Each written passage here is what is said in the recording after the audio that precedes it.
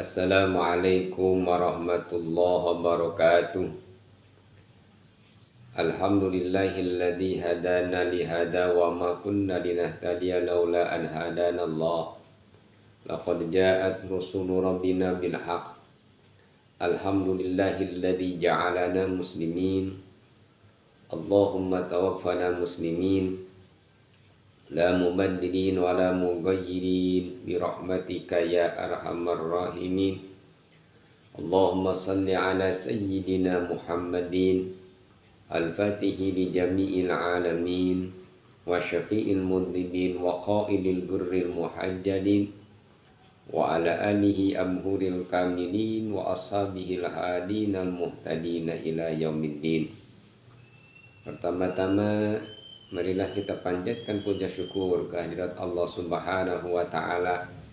Salawat salam semoga tercurah limpah kebahagiaan alam habibana wa nabiyana Muhammad sallallahu alaihi wasallam.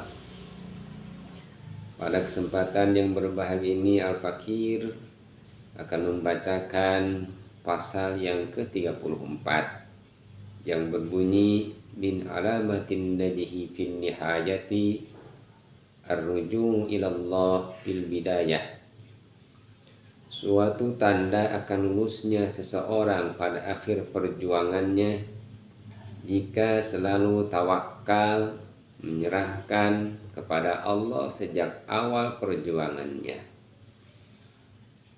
Tawakal adalah siqatul qalbi bil wakil ilallah, ketenangan hati, ketetapan hati, kuatan hati yang menjadikan fondasi adalah Allah Subhanahu wa taala.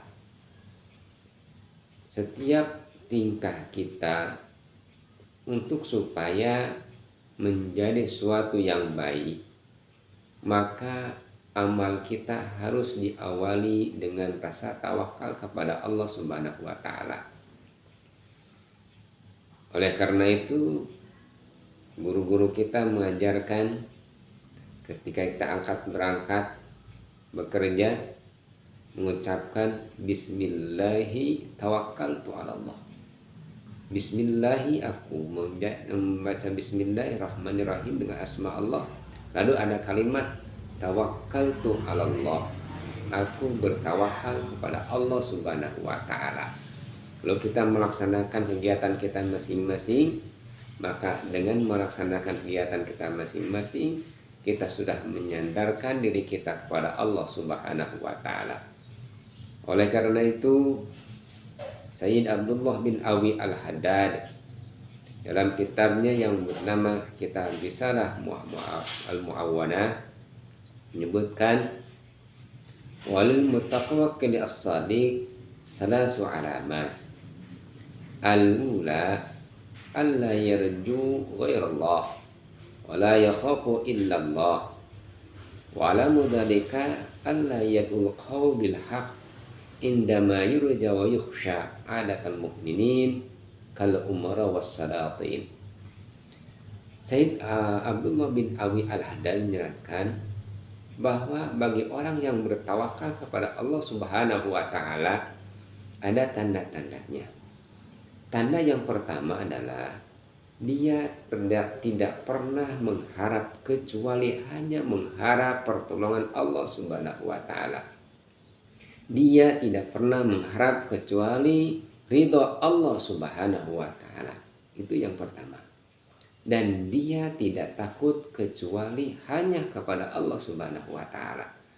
Jadi orang yang tawakal itu tidak mengharap pahala kecuali dari Allah, tidak mengharap ridho kecuali ridho Allah, tidak mengharap rahmat kecuali rahmat Allah, tidak takut kecuali kepada Allah Subhanahu wa taala. Sehingga apa yang dia ucapkan dia tidak takut apa-apa. Seperti sesuatu yang kita takutkan secara umum, kita takut kepada al-umara wassalatin. Orang yang tawakal kepada Allah Subhanahu wa taala, dia tidak takut kepada siapapun kecuali takutnya kepada Allah Subhanahu wa taala. Seperti Nabi Musa Nabi Musa dakwah kepada Fir'aun supaya bagaimana Fir'aun kembali ke jalan Allah. Tapi Nabi Musa melaksanakan dakwah kepada Fir'aun, tawakal kepada Allah Subhanahu wa taala, melaksanakan perintah Allah Subhanahu wa taala. Namun ketika kita mau beramalkan tawakal tersebut, tawakal dalam pekerjaan, tawakal dalam mencari ilmu, tawakal dalam berusaha, tidak asal-asal. Asal kita mengucap, asal mengucap kepada haqqum walau murran, ucapanlah kebaikan walaupun pahit, tapi kita tahu bagaimana caranya mengucapkan suatu kebaikan. Bagaimana caranya kita bertawakal kepada Allah Subhanahu wa taala.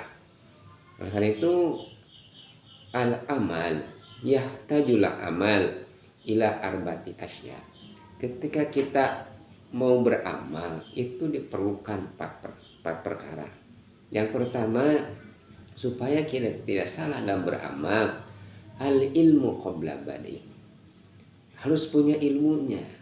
Jangan asal ucap. Kalau bukan ahlinya jangan ikut-ikutan.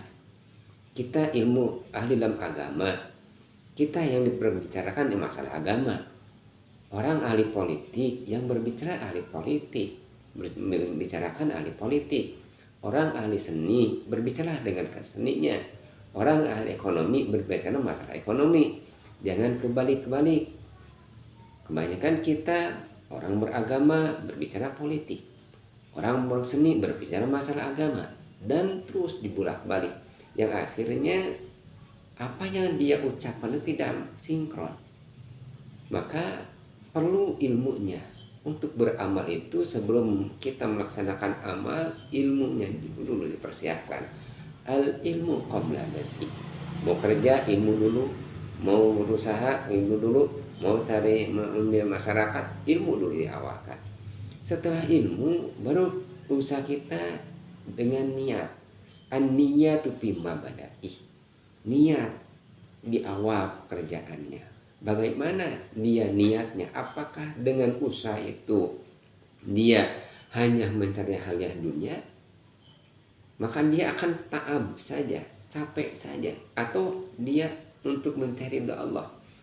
Maka pekerjaan kita itu akan diperhitungkan pahalanya oleh Allah Subhanahu wa taala. Dengan apa? Dengan niatnya. Kam min amalin yatasawwaru bi suratid dunya wa yasiru bisul akhirah bi husni niyyah. Wa kam min amalin yatasawwaru bi suratil akhirah wa yasiru bisul dunya bi su'in niyyah. Banyak amal-amalan yang awalnya seperti amalan dunia tapi menjadi pahala di akhirat karena bagus niatnya. Tapi sebaliknya, banyak amal-amalan yang awalnya niatnya akhirat jadi pahala, jadi dunia tidak ada pahalanya karena jelek niatnya. Itu karena awalnya niat. Kelihatannya dia itu sholat rajin di masjid, sedekah rajin, tapi tidak jadi pahala di hadapan Allah karena dia ibadahnya ingin riya, tidak ikhlas. Kelihatannya dia mencari dunia ke pasar, ke sawah, ke ladang, mencari dunia, tapi ternyata dia niatnya baik untuk mencari mapai ridha Allah. Walaupun dia bekerja hadiah dunia menjadi pahala di hadapan Allah Subhanahu wa taala. Itu niat fondasinya. Yang ketiga, ketika kita tawakal supaya kita mencapai apa yang kita inginkan itu ketika di pertengahan as-sabru, sabar di wasdihi, sabar di pertengahannya. Ketika kita bekerja nanti ada ujian dan godaan di pertengahan itu. Apakah jelek atau apa baik itu akan terasa oleh kita. Kita dalam pekerjaan kita, usaha kita harus sabar. Jangan tergesa-gesa. Sesuatu yang menimpa kita adalah merupakan ujian yang harus kita pertahankan. Terakhirnya hasil atau tidak hasilnya wal ikhlas inda firaghihi.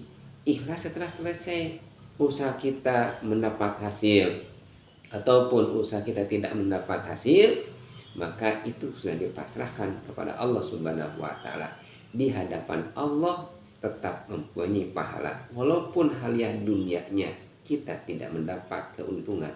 Usaha kita yang kita usahakan mungkin rugi, mungkin untung di dunia, tapi untuk Allah kalau kita melaksanakan yang tadi 4 tadi tersebut, di hadapan Allah kita akan mendapat pahala.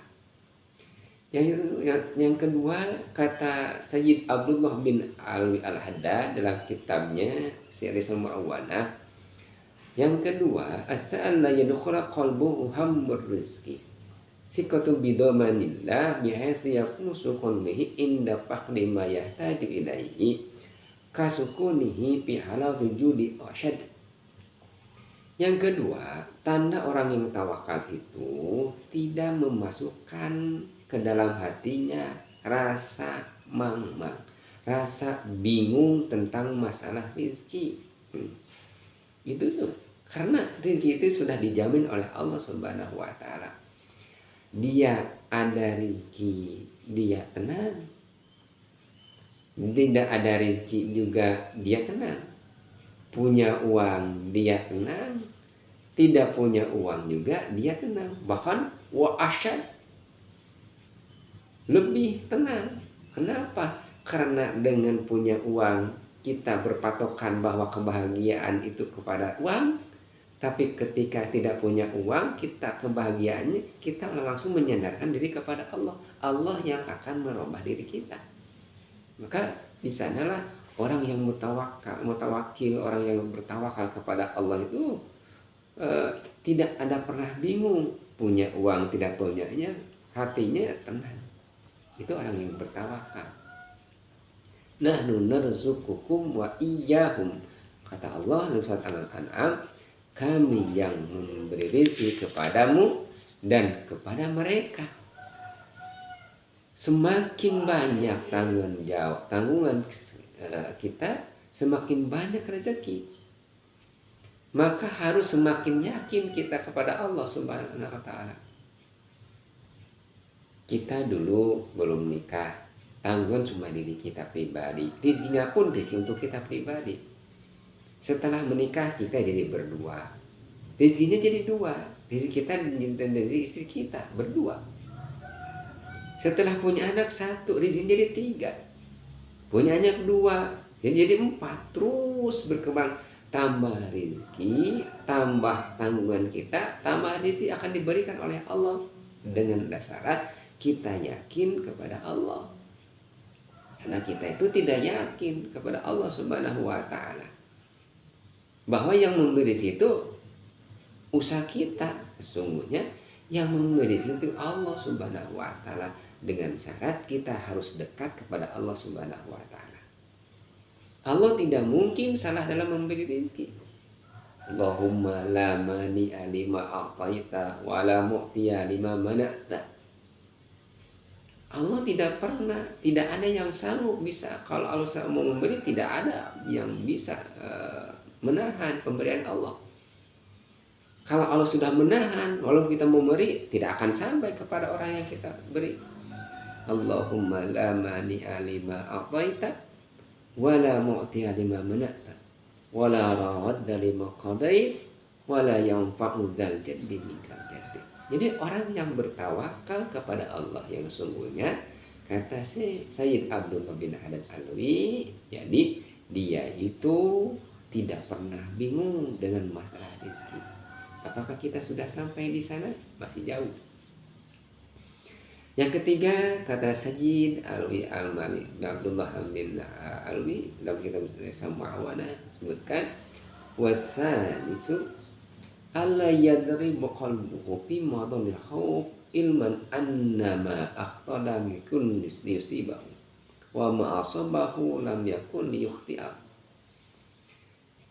Sesuatu tidak pernah menjadikan gamang, bimbang dalam hatinya, tidak pernah takut sangkaan jelek dari orang lain.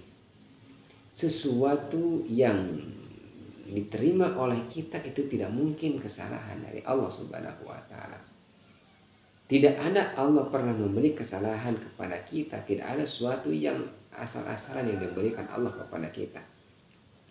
Kita harus yakin akan qada Allah Subhanahu wa taala yang diberikan kepada kita. Tinggal kita siap menerimanya.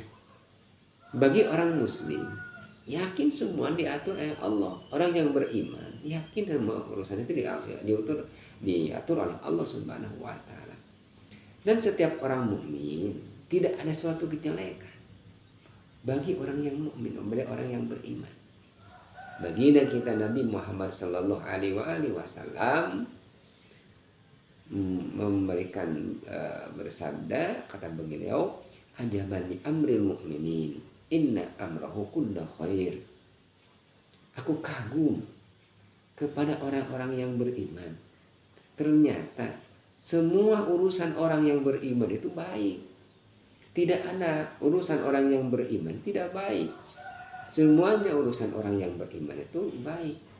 Apabila orang yang beriman dikasih nikmat oleh Allah, dia bersyukur. Apabila orang yang beriman diberi musibah oleh Allah, dia bersabar. Orang yang beriman diberi nikmat syukur mendapat pahala. Orang yang beriman tidak mendapat nikmat, mendapat musibah dari Allah, lalu dia sabar, mendapat pahala juga. Jadi pahala bagi orang beriman itu ketika syukur mendapat pahala, ketika sabar mendapat pahala. Maka kita tidak bisa memberikan sesuatu yang lebih baik itu orang yang mendapat nikmat. Bisa jadi orang yang mendapat musibah. Kita tidak bisa melihat orang yang mendapat musibah itu yang lebih baik pahalanya. Bisa jadi orang yang mendapat nikmat. Akhirnya bagaimana kita mengendalikan diri kita menerima apa yang ditentukan oleh Allah Subhanahu wa taala. Dalam suatu hadis kursi Allah baginda Rasulullah bersabda, malam yashkur ala na'mai walam yasbir ala balai walam yaradu bil qada'i fal yakhruj min tahtis samai fal yaktub rabban siwai fal yakhruj min tahtis samai. Kata baginda, barang siapa yang tidak syukur kepada nikmatku, barang siapa yang tidak sabar kepada musibahku, maka carilah Tuhan selain aku, dan keluarlah kamu dari kolong langit ini. Gitu. Sehingga orang yang tidak sabar itu tidak diakui oleh Allah dan Rasulnya. Oleh karena itu, orang yang bertawakal kepada Allah Subhanahu wa taala itu, kata Sayyid Abdullah bin Alwi, maka dia hatinya tidak tergoncang karena hatinya sudah dibukakan pintu hatinya untuk menerima ketetapan qada dan qadar dari Allah Subhanahu wa taala.